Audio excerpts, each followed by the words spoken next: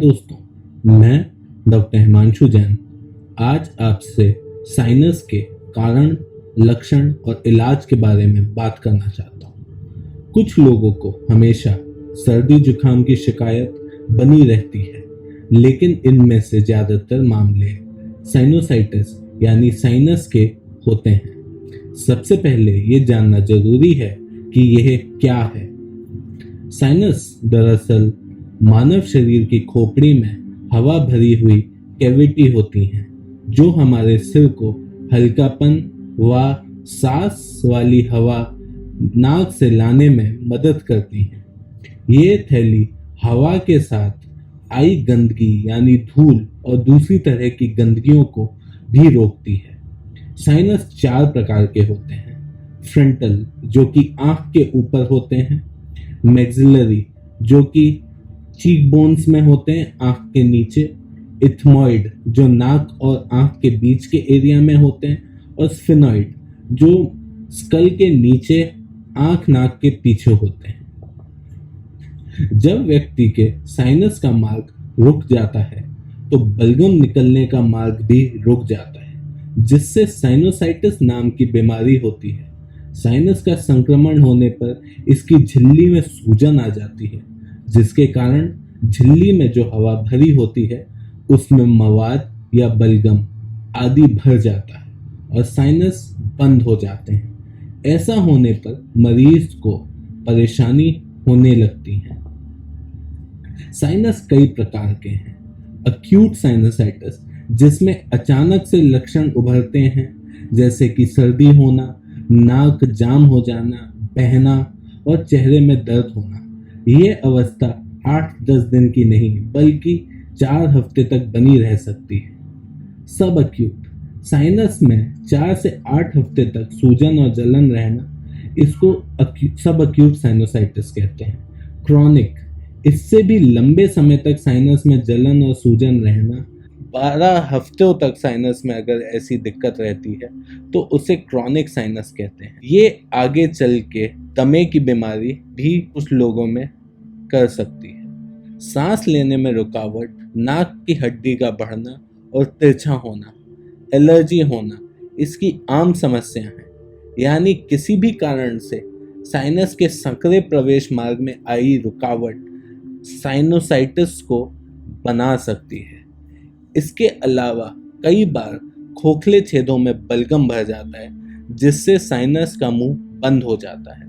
साथ ही इन्फेक्शन के कारण साइनस की झिल्ली में सूजन आ जाती है। इसकी वजह से सिर, माथे, गले में जकड़न रहती है और दर्द होता है। यह बीमारी खराब लाइफस्टाइल की वजह से नहीं होती, लेकिन जो लोग फील्ड जॉब में होते हैं, जिनको पोल्यूशन में रहना पड़ता है, कारखानों में काम करना पड़ता है, जहाँ लकड़ी की इंडस्ट्रीज में होते हैं, उनमें साइनस होने का खतरा ज़्यादा होता है।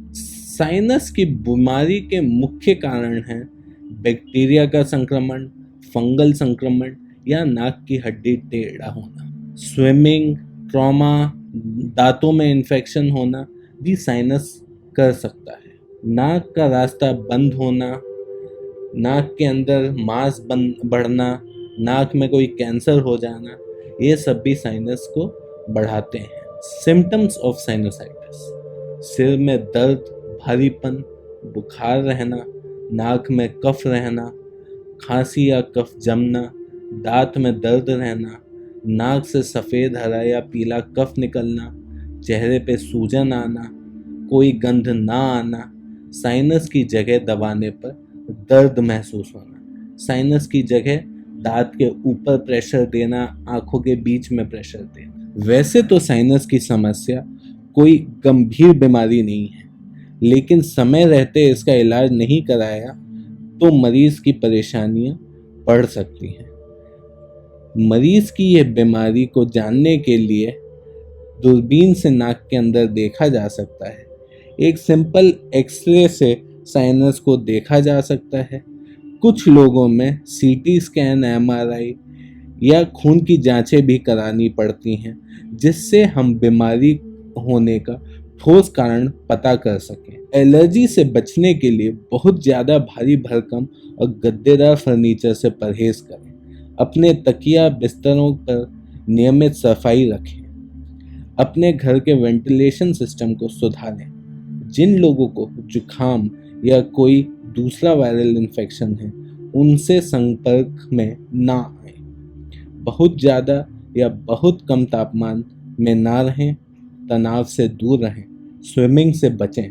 नमक के पानी को अपने नाक में डाल के सफाई करें, जिसे जल नीति भी कहा जाता है। सफाई का खास ख्याल रखें। रोज़ाना 8 से 10 गिलास पानी पिएं। सुबह उठते ही चाय या गर्म पानी पिएं। पानी बार बार पीने से बलगम जो है वो पतला रहता है। साइनस के इलाज के लिए दवा लेना भी जरूरी होता है, लेकिन कोई भी दवा डॉक्टर की सलाह के बिना ना लें। डॉक्टर की सलाह के बिना दवाई लेना आपको नुकसान भी पहुंचा सकता है। नाक का स्प्रे डॉक्टर के बोलने पे ही सही तरीके से इस्तेमाल करें। चेहरे के ऊपर गर्म कपड़ा लगा सकते हैं। गर्म पानी का भाप ले सकते हैं, जिससे कि बलगम पतला होके निकले। साइनस का इलाज मुमकिन है, लेकिन अगर वक्त रहते इलाज नहीं कराते हैं तो ऑपरेशन तक की नौबत आ सकती है। अगर सीटी स्कैन व एलर्जी टेस्ट आदि करवाकर नाक की हड्डी एवं साइनस की बीमारी सामने आती है तो उस मरीज को घबराने की जरूरत नहीं है। आजकल ऑपरेशन बड़ा आसान हो गया है और दूरबीन से ही ऑपरेशन किया जा सकता है, बिना कोई चीरा लगाए नाक पे।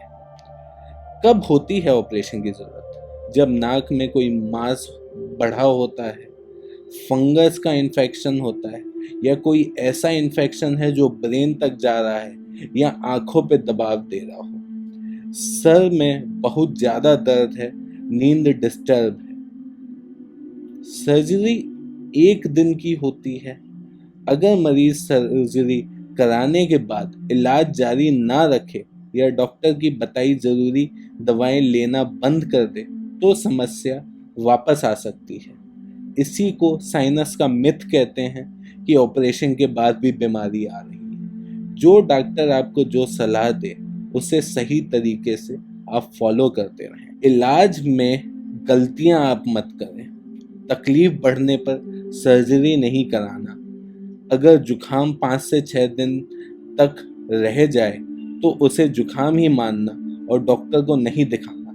खुद ही एंटीबायोटिक ले लेना, ये सब गलतियां हैं जो आप अवॉइड कर सकते। अगर आपके आंखों पे सूजन आ रही है, चेहरे पे सूजन आ रही है, सिर में दर्द बढ़ रहा है, उल्टियां हो रही हैं, बुखार कम नहीं हो रहा, तो तुरंत ईएनटी डॉक्टर को जाके दिखाएं और उसकी सलाह को फॉलो करें। नेक्स्ट किस टॉपिक पे मैं बात करूं, कृपया बताइए। धन्यवाद।